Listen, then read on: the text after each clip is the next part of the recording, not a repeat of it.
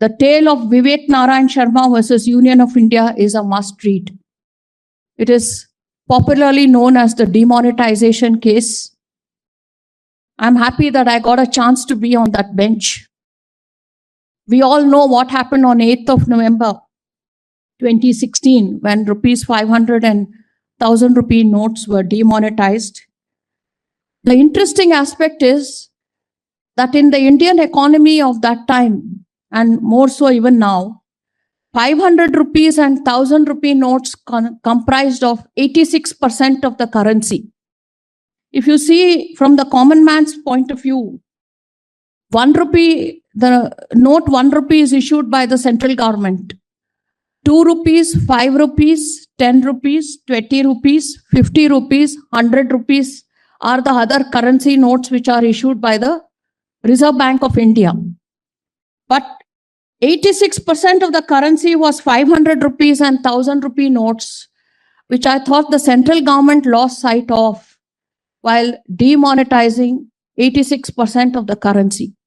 Imagine a laborer who went to work those days, who was given a 500 rupee note or a 1000 rupee note at the end of the day. He had to go and get that note exchanged before he could go to the grocer shop to buy the daily essentials. And the other aspect is 98% of the demonetized currency came back to the Reserve Bank. So where were we heading towards what is called the black money eradication? I thought it was a way of converting black money into white money by this demonetization, because firstly 86% of the currency was demonetized and 98% of that currency became white money. All the unaccounted money went back to the bank.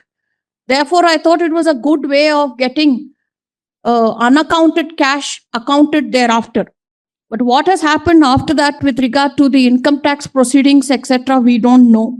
And therefore, this common man's predicament really stirred me.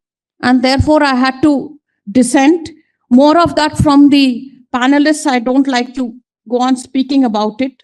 But there were two aspects. One is on section 26(2) of the RBI Act, whether the central government could use that provision to demonetize currency, while upholding the power of the central government to demonetize currency, as opposed to a recommendation being made by the RBI to the central government to demonetize it. I, however, held that the manner in which it was done was not correct, and there was no decision-making process which was in accordance with law. The arbitrariness of it, the non-exercise of discretion, the consultative process being absent, the haste with which it was done. I'm not sure. Some people say that even the finance minister of the day did not know about it. This is only what I hear. Nobody knows about it.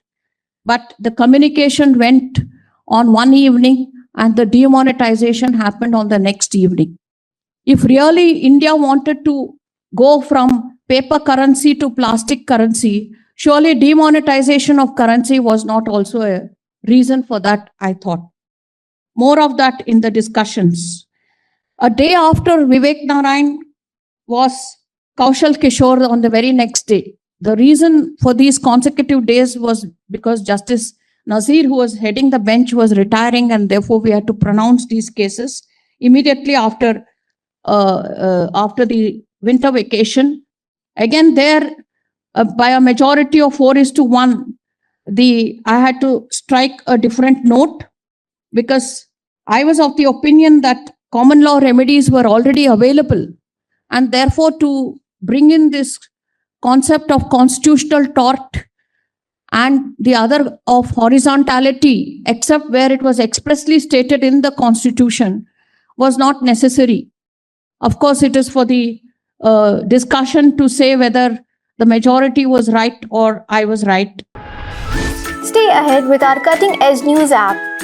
Instantly access the latest shorts in just 1 minute and breaking news in just 50 words. Download now for a smarter, faster news experience.